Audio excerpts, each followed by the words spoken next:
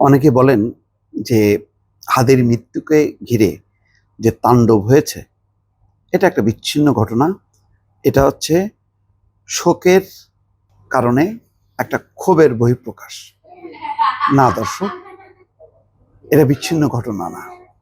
এবং এই ঘটনার মধ্য দিয়ে সারা দেশে সন্ত্রাস ছড়িয়ে দেয়া হয়েছে। তার একটা ছোট্ট নমুনা দিই, দেখেন। এই যে দেখেন, শিরোনামটা পড়ি। খুলনায় এনসিপি নেতাকে প্রকাশ্যে গুলি, অবস্থা আশঙ্কাজনক। কেন এই ঘটনা? দর্শক একটু ছোট্ট বিশ্লেষণ করি।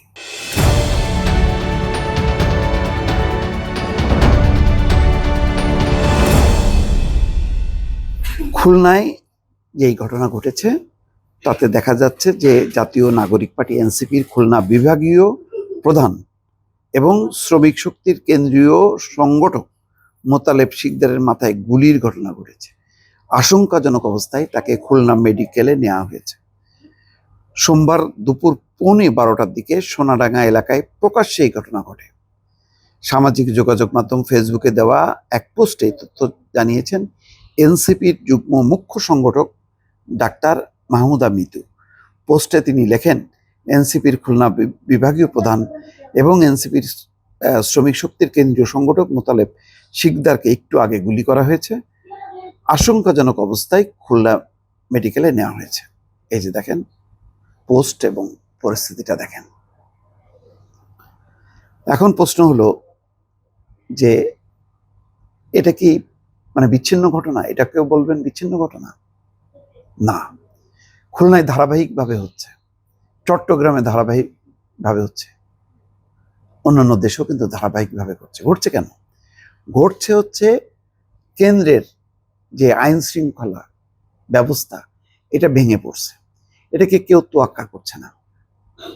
পুলিশ নেই, প্রশাসন নেই, কিচ্ছু নেই, তাৎক্ষণিক কোনো ব্যবস্থা নেই। আমি বারবার বলেছি দর্শক, প্রায় প্রতিদিনই বলতে হচ্ছে, আপনি যতক্ষণ না পর্যন্ত তাৎক্ষণিক অ্যাকশনে না যাবেন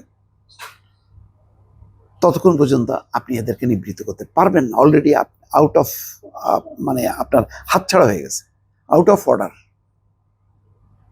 এটা নিয়ন্ত্রণে আনতে গেলে আপনাকে এখন শক্তি দেখাতে হবে। সেই শক্তি খালি হাতের শক্তি না, সেই শক্তি গলার শক্তি না, সেই শক্তি আপনি আইওয়াশ করে কিচ্ছু হবে না। একটা দানবীয় শক্তির মধ্যে আমরা ঢুকে পড়ছি আস্তে আস্তে। দানবীয় শক্তি আমাদেরকে গ্রাস করছে। এটা বিশ্বাস করবেন না, আরো কতজন যে যাবে। এখন তো ওসমান হাদি গেছে, আস্তে আস্তে আরো উপরে উঠবে। এই অবস্থা চলতে থাকলে আপনাদেরকে বললাম আরো উপরে উঠবে। কত উপরে উঠবে আমি জানি না। মনে করছেন যে আমি হুমকি দিচ্ছি? না, আমি সন্তুষ্ট একটা পরিস্থিতি তৈরি করছি না, আমি সতর্ক করছি। কারণ আমি এটা আরো আগে, বেশ কিছুদিন আগে থেকে কিন্তু বলে আসছি, কিন্তু এটা কিন্তু কেউ তোয়াক্কা করছেন না। এইটা হইতে হইতে আজকে একটা দানবীয় আকার ধারণ করছে, নিয়ন্ত্রণের বাইরে চলে গেছে। আজকে খুলনায় হচ্ছে, কালকে চট্টগ্রামে হচ্ছে, কুষ্টিয়ায় হচ্ছে, এখানে ওখানে সমস্ত জায়গায় একটা ক্যান্সারের মতন ছড়ায় গেছে এই সন্ত্রাস। কারণ যারা ঘটনা ঘটাচ্ছে তারা মনে করছে যে তাদের কিছু হবে না, এবং হচ্ছেও না। কিছু আইওয়াশ ঘটনার একদিন দুদিন পর একটা মামলা হচ্ছে, একজন দুইজন আটক হচ্ছে, এটাই তো।